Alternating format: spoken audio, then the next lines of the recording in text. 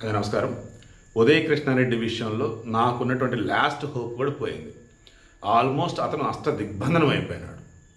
ముందుగా హైకోర్టులో quash petition దాఖలు చేశాడు. అంటే కేసు కొట్టేయండి, తప్పుడు కేసు అని. హైకోర్టు ఈ విచారణని 4 వారాలకి వాయిదా వేసింది. ఓకే, తర్వాత సరైన ఆధారాలు లేకుండా మీరు ఎలా నన్ను సస్పెండ్ చేస్తారని చెప్పేసి నేషనల్ పోలీస్ అకాడమీని క్వశ్చన్ చేశాడు. దానికి తగ్గట్టుగా ఏదో పిటిషన్ సంథింగ్ దట్ ఫైల్ చేశాడు. వాళ్ళు అన్ని ఆధారాలు సేకరించాం. రేపు ఆగస్టు 5వ తారీఖున ఈ కేసు విచారణకు వచ్చింది. ఆ రోజు మాట్లాడదాం అన్నారు. Next Upparapalli court. ఆ కోర్టులో అతన్ని సబ్మిట్ చేసినప్పుడు పోలీసులు వాళ్ళ వర్షన్ ఏం చెప్పారని నేను చెప్తాను. దానికన్నా ముందు ఇతని తరఫున లాయర్ ఏం చెప్పాడంటే, మా వాడు ఏ తప్పు చేయలేదు, కేవలం ఆ అమ్మాయి పెట్టినటువంటి అభియోగాలను నమోదు చేసి ఓ రకంగా మా వాడి దగ్గర నుంచి ఎక్స్ప్లెనేషన్ తీసుకోకుండా మా వాడిని ఇరికించేశారు, కేసు సహకరిస్తాడు, సాక్ష్యాలను తారుమార్చాడు, ఇక్కడే ఉంటాడు, బెయిల్ ఇవ్వండి అన్నారు.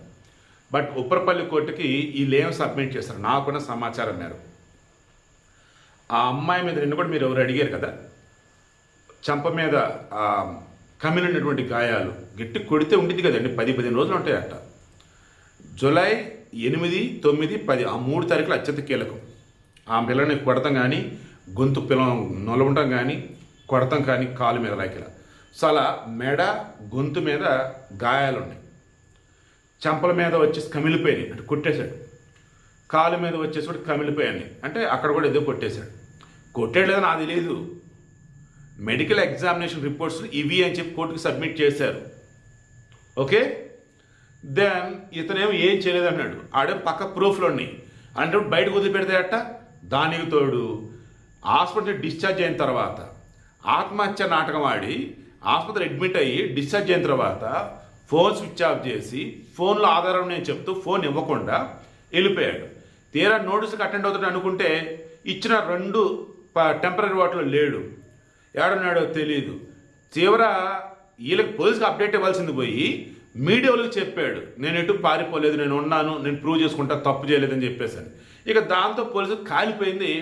ఇక ఏడ దొరుకుతారని చూశారు. లక్కీలీ మీడియాలు కూడా పట్టుకొచ్చారు.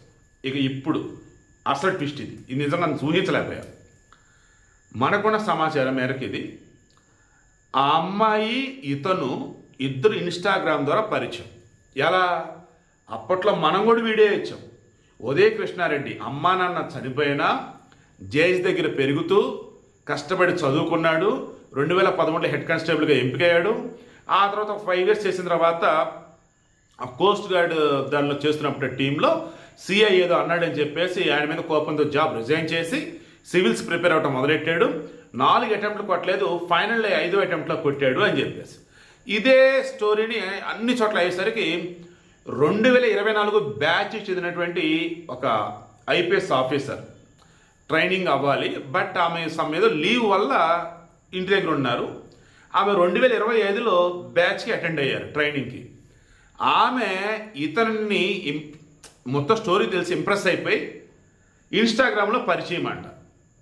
ఆ పరిచయం కాస్త స్నేహం, ఆ స్నేహం కాస్త ప్రేమగా మారింది. బట్ కొద్ది రోజులు అలా గడిచిన తర్వాత సేమ్ బ్యాచ్ కదా, కొద్ది రోజులు గడిచిన తర్వాత ఇతనికి ఆ అమ్మాయికి పడలేదంట. దాంతో ఎవరి దారి వాళ్ళది అనుకున్నారు. ఇక్కడి వరకు అయితే క్లారిటీ ఉంది. ఇక్కడి నుంచి ఆ అమ్మాయి చెప్తున్న వర్షన్ నిజమా కాదనేది ఫైనల్గా తేలాలి. ఇతను వచ్చేసి లేదు మా ఇద్దరికి ఇష్టమే, పెళ్ళైన తర్వాత కూడా నేను ఇష్టమని దగ్గరికి వచ్చింది, అందుకే నేను వాళ్ళ ఆయనకి అన్ని పంపాను అన్నాడు. ఇది కూడా కోర్టులో తేలాలి. సో ఇప్పుడు నేను చెప్తున్నది ఏంటి, ఇతను ఆల్మోస్ట్ ఒప్పుకున్నాడు, నేను ఆ అమ్మాయిని కొట్టాను, తిట్టాను. తిడతాం కూడా పచ్చి బూతులు అంట. మొన్న నేషనల్ పోలీస్ అకాడమీలో కొంతమంది స్టేట్మెంట్స్ తీసుకున్నారని చెప్పే కదా, సాక్ష్యాలు సేకరించారని చెప్పే కదా, అలా ఆ అమ్మాయిని పచ్చి బూతులు అంట, బిచ్చని రకరకాలుగా అందరి ముందు ఎగతాళి చేసేలాగా. పోలీసు వేరే ఒక అధికారితో ఈమెకి రిలేషన్స్ ఉన్నాయి అన్నట్టుగా అలా అనేవాడంట. మళ్ళీ ఇతనితో ఉందనేవాడంట. మళ్ళీ ఇప్పుడు వేరే పెళ్లి ఉందనేవాడంట. ఒక ఆడపిల్లని ఎంత ఘోరంగా ఆమె క్యారెక్టర్ డీగ్రేడ్ చేయడం అట్టా చేసేవాడంట. ఇవన్నీ పోలీస్ అకాడమీలు సేకరించారంట.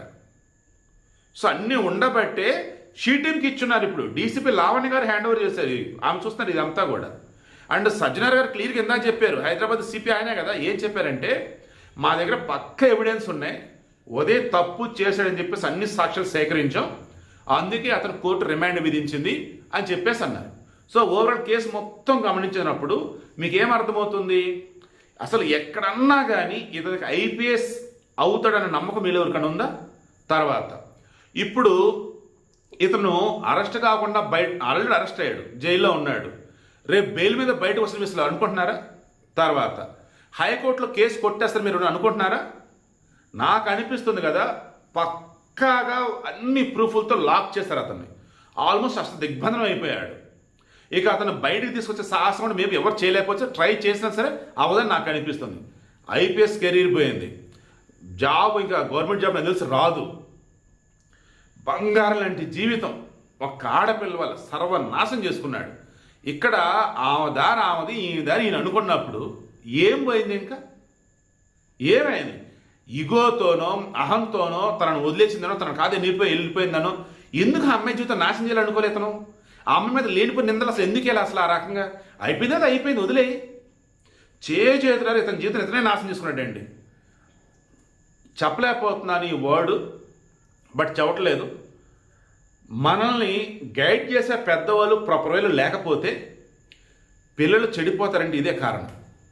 ఎంత గొప్ప ఉన్న స్థానానికి పోయినా మనకంటూ చెప్పేవాళ్ళు ఒకళ్ళు ఉండాలి, మనం గైడ్ చేసేవాళ్ళంటే ఒకళ్ళు ఉండాలి. అలా లేకపోతే దాన్ని ఏమంటారు, గాలిపట ఎగురుతూ ఉంది, ఇంతలో దాని దారం వరకు కట్ చేశారు, గాలిపట ఎగురుతూనే ఉంది, కానీ ఎట్టబడట్టు ఎగురుతుంది. చివరికి ఏమైంది, అయితే అడ్రస్ లేకుండా వెళ్ళిపోయింది, లేదా ఏడగడ చిక్కుకుపోయింది, అయిపోయినట్ట కదా. సో ఈ దారం ముందు చూశారు, ఇదే గైడెన్స్ అంటే. ఈ దారం అనేది ముందు చూశారు, ఇదే పేరెంట్స్ అంటే, పెద్దవాళ్ళు అంటే. ఇంక ఇది మీద ఏం చెప్పను, 7 నిమిషాలు క్లోజ్ చేస్తున్నా, ఇప్పటికే లెంత్ అయిపోయింది. మరలా చెప్తున్నా, పాపం ఉదయ కృష్ణారెడ్డి చేతులారా సర్వనాశనం చేసుకున్నాడు లైఫ్ని. అయితే మీలో ఇంకెవ్వరు కూడా అమ్మాయిల జోలిగా పోవద్దు. అండ్ ఆడపిల్లలు మీరు కూడా అమ్మ, మగవాళ్ళకి సంబంధించి మీరు అన్నీ ఓకే అనుకుంటే ఒక అడిగేయండి, లేదనుకుంటే స్టార్టింగ్లో దూరం జరగండి. వారిని మీ వెనక తెప్పించుకోనో, లేకపోతే మీరే అతను వెనక తిరిగో, అతను హోప్స్ కలిగించో, మీరే ఇంక లైఫ్ అని అనుకున్న మూమెంట్లో వాడి తేడాగా తెలిసి దూరం జరుగుతున్నప్పుడు చాలా కేర్ఫుల్గా దూరం జరగండి. ఏ మాత్రం వాడికి మీరు ఏదన్నా సాక్ష్యాలు అటువంటివి ఉంచినప్పుడు వాడు మృగం బయటకు వచ్చింది, ఆ మృగం ఇంకేం చేసిద్ది, మీరు వాడితో ఉన్నటువంటివన్నీ కూడా బయట పెడతా ఉంటాడు, మిమ్మల్ని బ్లేమ్ చేస్తూ ఉంటాడు, మీ జీవితం నాశనం చేయాలని చూస్తూ ఉంటాడు, ఈలో వీడి జీవితం నాశనం అయిపోయాయి. సో జాగ్రత్తగా నుండి, ఎంత క్లోజ్ అయినా no personal photos, no personal videos, no password sharing, అన్నిటికీ మించి పద్ధతిగా ఉండండి. ఇంకెందుకు చెప్పలేకపోతున్నా, జాగ్రత్తగా అయితే ఉండండి. ఐపీఎస్ తప్పస్సరా నాయన, అసలు అది దానిని చేతులను సర్వనాశనం చేసుకున్నాడు.